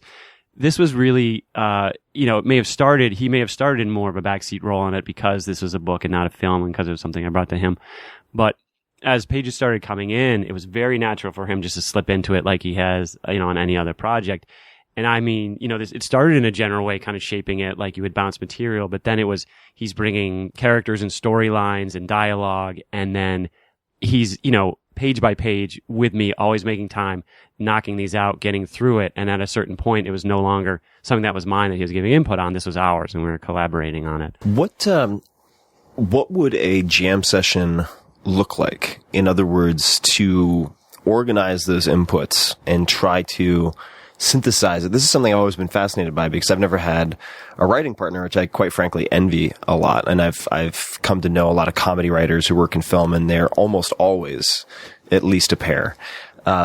In this particular case, how did you guys collaborate and sort of capture and decide then what would be drafted? Yeah, and there's a third component too, as you kind of alluded to. I didn't illustrate this thing myself. It's way beyond my talents and certainly my endurance. There's a guy named Rick Ross who is the major part of making this book what it is. We joke like we'd like to characterize it for you as like a sort of an extended keyboard that we're both kind of jamming on in our berets. My process is very, very solitary, generally. And I think, probably a lot of people who hack their way through, especially this kind of writing, it starts in just a room, alone. And, there were long stretches like that. But the rewarding part for me was getting to bring product up here.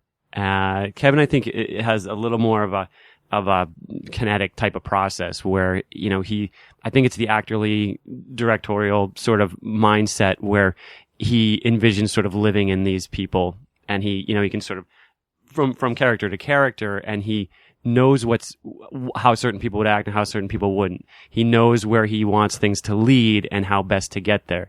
And so, where I might be following up on his ideas from last time and bringing them up in a certain form, he would kind of springboard off of that. And then it was kind of following him around and burning through notebooks while he just goes. So that it was very different from what I am used to doing, but it was sometimes very hard to keep up. Did you capture that flow of ideas in, say, a single Word document, on a board, on paper? How did you capture and then process? I'll occasionally come up because something like this, there are just storylines on storylines and wheels within wheels, and it's every once in a while, even just for me, I need to whiteboard it, and he always sort of takes shots at me for being sort of an egghead, but he's always very indulgent. No, I'll go with this. Now bring up some sort of chart or something that will go through. But mostly it's sort of theater of his mind. And, I can kind of be there, sort of rolling with it and trying to get what I need out of it and sort of, give and take some of that. Mm-hmm. So mostly it's really just conversations. There would be a level of point by point thing. Sometimes if, I would have to write down everything that I'm thinking about what I was actually thinking about, and that would go to him. And then sometimes out of that, when we come up, then we would really begin to rift because it's made up of 5 books. People call them 5 chapters. We call them 5 books, and we would advance down the line, even though we were in book 2. Sometimes we would be dealing with what was going to happen in 4 and 5 and actually then circle back to something else. So it was like that. Sometimes it's written down. Sometimes it's on my feet. And, what do you mean by that? I got it. On my improvised, sort of. Well, not improvising, but trying to break it down. It's Jon's voice, absolutely, and I think it's really appropriate that when you talk about the book and you look, it was really important that Jon's name stand alone up top there. That was very important to me. I had a lot to do with the cover and versus what was on it versus what is, what people wanted. Rick Ross and I. We always wanted to be a part of something that could stand the test of time. When you talk about these books, Kipling, Jules Verne, Robert Louis Stevenson, Mark Twain, Conrad, the kind of books that have that heft that sit up on the shelf. That's what we wanted. Mm-hmm. Now, whether we got there or not is nearly as important as what it was we wanted to do. I liked the idea of taking something off the shelf that has the heft of this, actually having to blow the dust off it. And that's what this book is. This book is almost an heirloom for me, a book that who reads this goes, I'm going to pass this down to my little brother, my little sister. I'm going to get this book for them because there hasn't, where are these books? We're looking in our last century and the century before for our classics. Who's writing them for us now? That's what we wanted. That was our love of it. And so I brought, I guess the love of that to the characters that I liked in this and, where we wanted to go with them. But only Jon writes in this specific way. I can't write the way he writes. Mm-hmm. I can see my stories in there, but I can't see them as beautiful as how Jon has written them. And who's the target audience? Like, who is your sort of ideal reader or type of reader? Who would like this book? What type of person? What type of reader?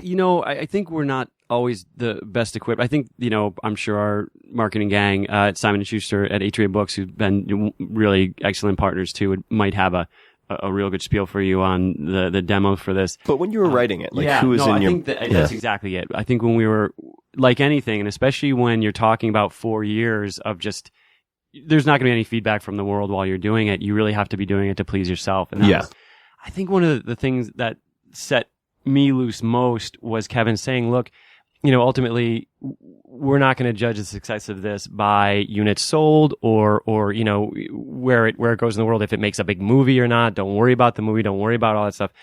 Worry about doing something that's meaningful to us, that he says, like he said, like that can sort of sit on the shelf. I mean, this is a big statement. I don't necessarily say we delivered on it, but the aspiration was always sit on a shelf with Melville, Robert Louis Stevenson, Conrad Kipling, try to hold a place up there.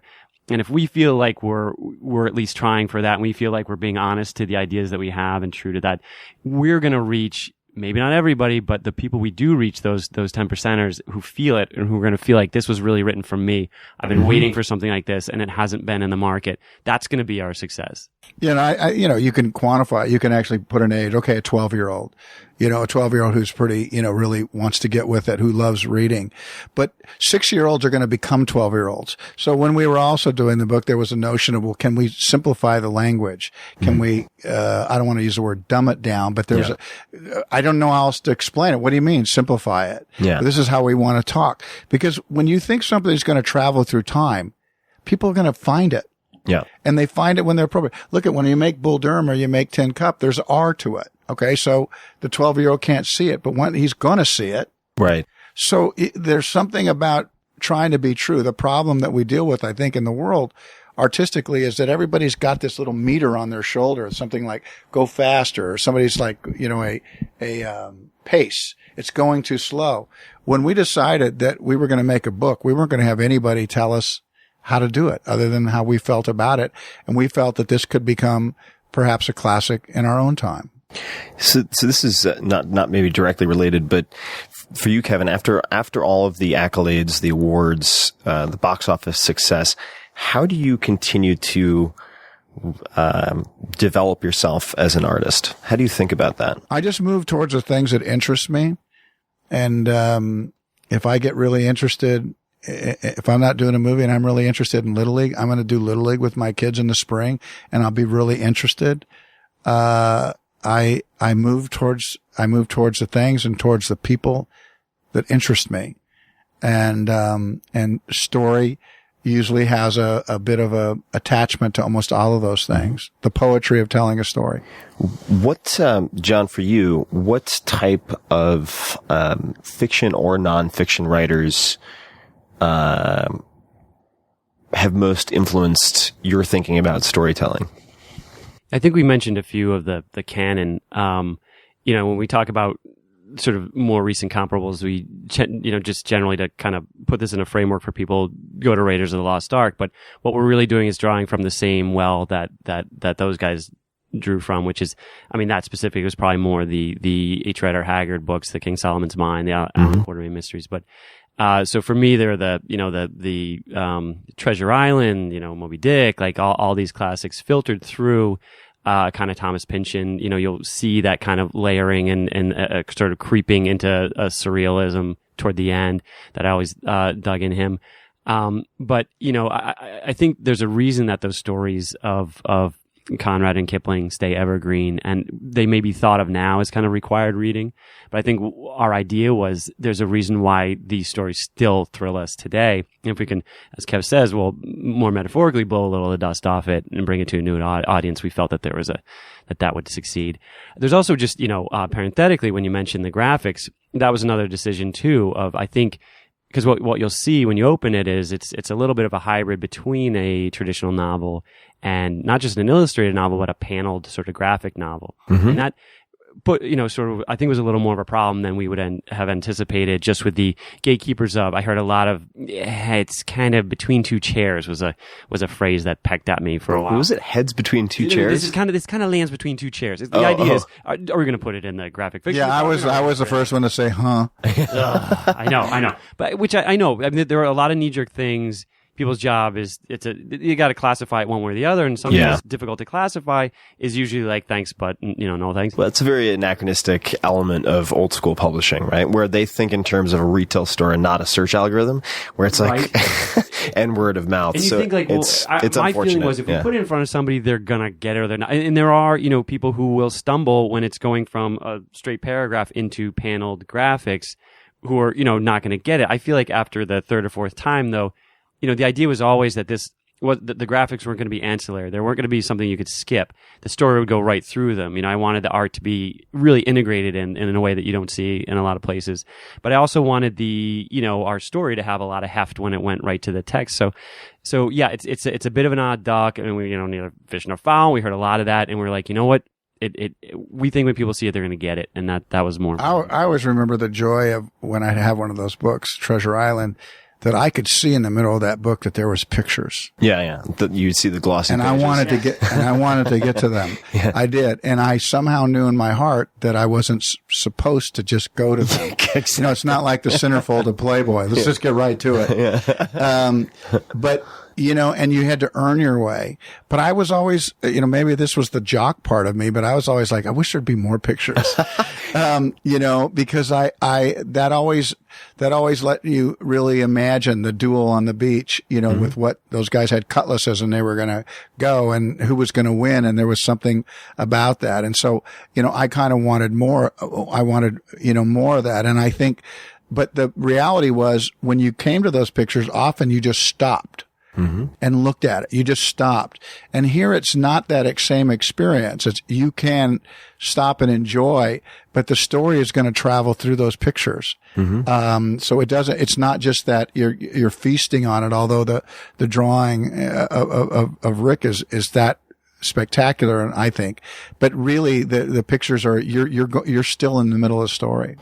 Yeah, it's a cool combo. I mean, I remember with, my last book, decided to make multi-sections, illustrations, photographs, and I'd never done either before, really. My previous two books. It's a huge undertaking. I mean, it's, from a production standpoint, I can imagine it being, quite challenging because when did Rick start on the illustrations? Was it after the primary text was done or was it concurrent? Yeah, well, in the interest of getting it in a sort of finite time frame, I think after the first chapter we brought Rick in, and there's a sort of a interesting story behind that, our finding of Rick, but I like interesting stories. Well, I mean, look at, Jon, he said, look, Jon's a beautiful, drawer in himself, an illustrator. He's mentioned that and really good, but he understood that the volume of work that was going to be here was just unbelievable. It was epic. Yeah. It's epic. And I hope that people out there, however we've managed to bore them, the book is better than this interview, that at least on our part. I think Tim, you're doing great, but the book is really special. And it's a great thing to give yourself and to give a young friend, it's a stocking stuffer, if you will, but we knew, that this was going to be an amazing, task to illustrate this. Probably should have been 4 guys, but he wanted somebody to be able to draw in the vein of Winsor McCay. Now, I don't know if you know who Winsor McCay is, and we've been to big giant book signings, and I always think I'm going to be blown away by the intellectuals, and usually only one of them out of 400 knows who Winsor McCay is. That always makes me happy, because my problem was, when Jon said, well, we got to get somebody that draws like Winsor McCay. If you're me, you go, then why don't we get Winsor McCay? Well, Winsor McCay's dead. He was, doing this in the 20s. He was really the father of this kind of work, if you will, or whatever. And, so Jon, I said, so how do we find this Winsor McCay? And Jon said, let's get him in Craigslist. And that's what we did. He put an ad in Craigslist. He threw out that bait knowing that only a few, like the dog who can only hear a certain sound out there. Yeah, no, that's genius. Only a few people are going to know who Windsor McKay is. So that we knew the line out in front wasn't going to be that long. And out of that, great artists culled down to one fabulous artist. And Rick happened to be in between jobs. He thought he had a month to kill. And he ended up working on this for almost 3 years. Did every bit of art on it, including the cover. It's really it's a jewel of a book. That was a beautiful piece of work. I mean, and I haven't yet had the chance to read it, but it sort of combines a lot of elements and aspects or genres of storytelling that I find very appealing. And we were talking about the genre and the slotting, the categorization, which I'm really disillusioned by in a sense, because, for instance, I mean, you have these books, and you were talking about age earlier. There's some fantastic books out there, whether it's, the Never-Ending Story or Philip Pullman's, his Dark Materials, I think it is, like The Golden Compass, where that's in the young adults section, which in my mind meant, oh, this is written for young adults. And I picked up the book and I had to look up probably 200 words, including a lot of nautical terminology. I was like, how can a 12-year-old read this? But this is great writing. It's really compelling.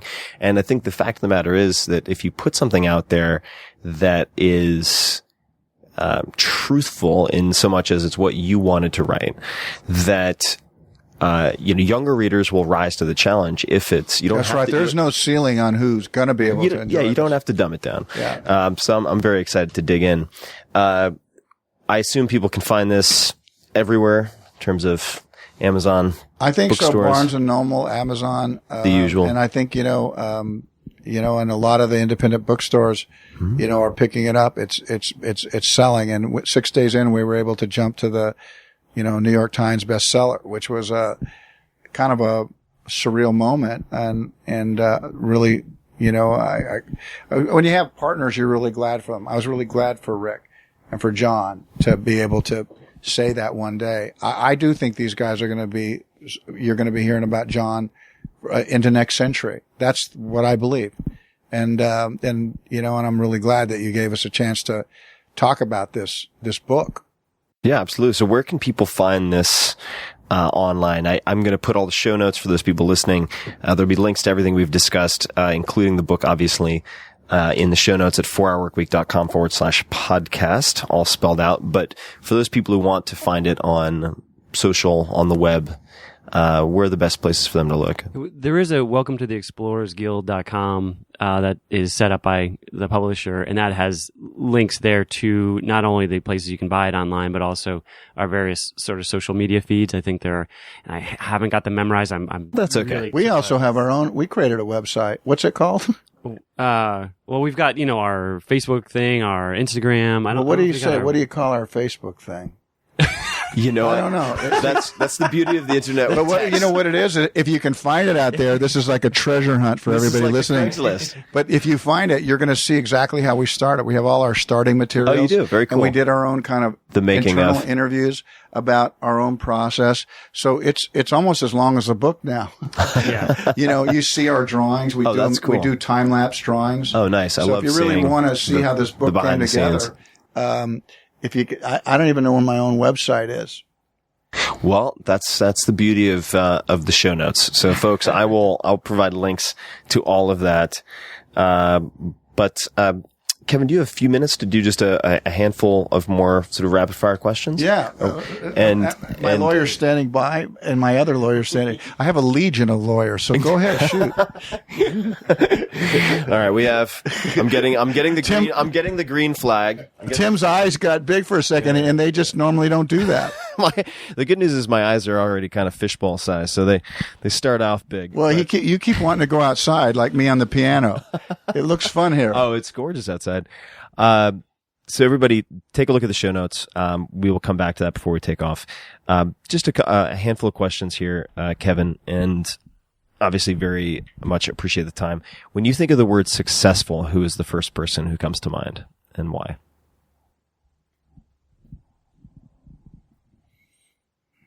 The first person, I think Steven Spielberg's really successful. I think Thomas Jefferson was successful. I guess I'm not leaping to the giants of today. But, as you drill down on that list, then you start to go to Bezos and you start to go to Jobs and you go to Bill Gates. Really successful. Really, found their way. But I guess at first blush, I don't know. I just said Spielberg here's a guy that's probably not so dominant in his personality that has been able to do everything he's wanted to do. Is there anything else about how he's led his career or otherwise that you particularly admire? Or I don't think Steven has limited himself. I think early on people tried to say, oh, we can only make this kind of story. This guy is really gifted. He's a really gifted filmmaker. And I think he has challenged almost all genres. He really has. From Sugarland Express to,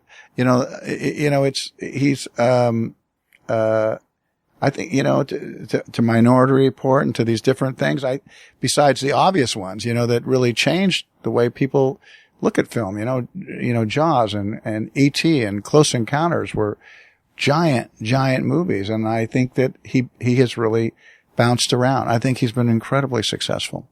A very diverse canon of work. I do. Do you have any favorite documentaries? Yeah. It was called Coney Island. Coney Island. Narrated by David McCullum, and it blew me away. It blew me away to finally understand that Coney Island was so much more than just roller coasters. It was the most popular place on the earth at the turn of the century.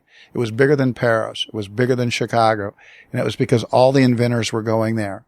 They were allowed to do things. The medical profession, which wouldn't allow this guy who said, hey, I think I know how to keep babies alive. I can heat them, incubation. And they just ran him out on town. Coney Island said, do it here. And so he did. And it was the most popular exhibit. You could walk in and see these babies that were kept alive. The great Edison, all these guys were hanging around Coney Island. We think of it as in terms of the warriors, like decrepit, roller coasters and things falling apart. Coney Island, there was three competing parks that were all as big as Disneyland. Luna Park, Coney Island, and it was the place to be in the world. And so look this documentary up, Coney Island, narrated by David McCullum. I was blown away by it. What are your, when do you go to bed and wake up in the morning? When do I go to bed? Mm-hmm. I don't have a regular schedule of when I go to bed, but when I wake up is pretty specific. The alarm starts going off and 1, 2, then the dog, 3 people end up in bed. There's 5 people in bed, dog, and now the cat coexists there too. It's really a problem. My kids are really hot, way too hot to be around. It's like warm. The bed's not comfortable. It's just too hot. I want out. What time is that? That's probably around 7. And we got to be in the car at 10 to 8, or I got to sign this crummy little sheet that says why you're late. Our name is in it so much at their school. They all go to the same school. And there's tears before they get there sometimes because they're 5, 6, and 7. There's backpacks that are like all over. My kids are just like me. They can't keep their shit together. It's everywhere. Tools and baseballs and it's just everywhere. It's just everywhere. And when you say, where's your sweater? They'll say it's in the car, which is a bullshit answer. But I hope people understand that my life is just as cluttered as theirs probably. But my wife and I both, if I'm not making a movie, and I haven't made one since last November, just taking a year into my own way, we drive together. We did this morning. We drive them and we drop them off. I don't know why. I look like a dorky dad in the seat, and I get out and give them their backpacks, and my wife's driving, and it's like, I don't know how that looks, but it's how my life plays. Mm-hmm. Do you have any, well, this is I suppose you could choose either one of these questions. If you could change one thing about yourself, what would it be? Do you have any bad habit or bad habits that you're currently working to overcome in any way? Yeah, I wish I was more disciplined, about wanting, to work out because I need to, but I hate it. I hate thinking about the clothes you have to wear if you go to a gym. I hate the idea of picking up lead. It makes no sense to me. I don't want to run with headphones. If I'm going to run, I want to make sure I'm watching the news. I'm not disciplined about taking care of my body. I wish I could. But exercise is just a drag, man.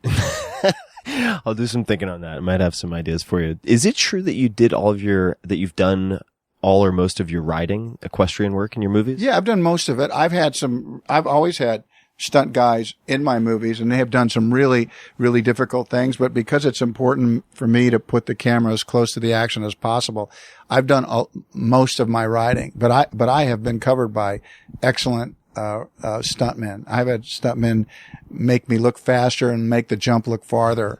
But I have put myself in the middle of stampedes. I don't know why, with no reins and going. So I like that part of it. I always think, who wouldn't want to go after the bad guy yourself? Why do you just automatically give that up? I heard Roger Moore, who I think is great, but used to say, "Oh no, that's too far. I don't do that." And it might have been just a step over. No, I'm not going to wrestle here. I kind of wanted that. I wanted to jump on it and save the day. Who wouldn't want to swing, from rope to rope in Robin Hood? Who wouldn't want to do that? I had a stunt guy help me, but whenever I can, I do it. Yeah. Are there any particular historical figures that you identify with? Not that I identify with, but, Mark Twain is someone I think about a lot. He's amazing. Yeah. Lincoln, I think a lot about and Jefferson, you heard me mention him, is somebody I think a lot about. I would have liked to have met Crazy Horse. I would have liked to have met, Chief Joseph of the Nez Perce. I would have liked to known, how fucked up they must have felt about at the end going, Jesus, we're just going to have to fight for our life. And we've been here for thousands of years. And who are you people that would make me run for my life and watch my brothers and sisters and my children die? Who the fuck are you? This used to be the Garden of Eden. What happened? And I know we don't have time to get into it today, but Tatanka, the story of the bison. Mm-hmm. Can you describe that briefly for people so they can sort of look into it themselves? It's a very humble little information center. I had bigger ideas for it, that it could be a hotel, that it could ultimately be a museum. If there's anyone out there, entrepreneurial enough. I'm an entrepreneurial guy, but I've put about as much as I can. If anyone thinks there's something missing in this country, like where the first people went, especially on the plains, I have a place where we could make a great museum together. And, I fear that I've long chased everybody away from this interview a long time ago. Oh, no. But if there's somebody out there, listening. there's somebody out there that burning to keep that story, which is our story, alive, I have the place to put it. And along with it, I'll put these incredible statues, the story of the bison, these bronzes that are amazing. Sounds spectacular. Right there in Rapid City, right there in actually Deadwood. So, I need a partner now. I've done all the heavy lifting I can, but if somebody is in love with our history, then, and has a way through money and love of the history to keep it alive, you come be my partner. So I will, do you recall your Twitter handle offhand? That's My what handle? Your Twitter, I don't do Twitter. Okay. All right. We don't do Twitter. I will, I don't do Facebook either, though I'm told I have an account. Okay. So I will do some detective work and put in the show notes, Thanks. perhaps how you can track down, Mr. Costner. I just need one guy. I just need just one guy. I don't want a bunch of partners. I need one guy who goes, I like this stuff and I got a ton of money and, we are going to remember this stuff. I'm going to do it in a really classy way. If you could put one billboard anywhere, what would it say? What would you have on the billboard? Not the book, but just as a general. I'd put it in Washington. I'd say no term limit. No term limit. Yeah. I'd say enough. You know what? We don't need more experience. We need a work ethic that by the time you're done there, you're so tired you don't want to go back. after one term or two terms. You're done after two. Experience is not helping us. It's clogging us up. Two more. And that's it. What advice would you give to your 30-year-old self? To my 30-year-old self? I'm going to say something. We talked about the conservative upbringing I had, the idea that you were going to do this. This is how a man makes a living. My turning point was at 22 when I said, I'm going to be an actor and I don't care what anybody else thinks. So I wish I could have got that advice earlier, but I had to actually give it to myself. So, what would I give myself at 30? I think, I would have stayed in more control of the projects that I lent my name to. Good advice. That's, 'cause I'm 38 now. That's the conclusion I just came to last year in retrospect. Last question is, do you have any asks or requests of everybody listening to this? Is there anything you'd like them to take away with them? Obviously, everybody will see in the show notes, and elsewhere the Explorers Guild. But is there any message or any kind of parting comment or suggestion that you'd like to make? Well, I obviously, whatever audience is that it's out there supporting you likes the long form of communication. And I hope your audience understands that we like it too. You know, the thing that's hard for us is to go on these nighttime television shows and come up with some small pat joke, and then you introduce your movie and then you're done. So this has been good for me. And I do want to return to the book for those who have waited through this interview with us. This was something that I didn't know that was going to be in my life. And this book, which I hope you read, it turned out better than I thought it ever could. It was really something that I'm proud to be a part of. And I hope you not only get the book, but the book does something to you, which I think all stories or art can do, which is, and it's something we all have in common. I know that when I read something great, the first thing I want to do is share it. I know that when I hear a great song, the first thing I want to do is share it. If I hear a joke, the first thing I want to do is share it. I hope it's the same with movies. And I hope that when you read Explorers Guild, your first instinct will be, I need to share this. And that really is, what I hope, you know, and my advice out there for people who get so completely, overwhelmed by Christmas, it's a great way to stuff your stocking. Take the thinking out of things. You don't know what to get somebody, get them the Explorers Guild. Let them go on their own journey. It's a beautiful book, and you're a wonderful creator. I really appreciate all the time. Thank you. And I'm a huge fan of your work, so please continue to create and collaborate with other people. And I'm waving to Jon just a few feet away also. Thank you. I appreciate you guys making the time. And to everyone listening, you can find the show notes, links to everything at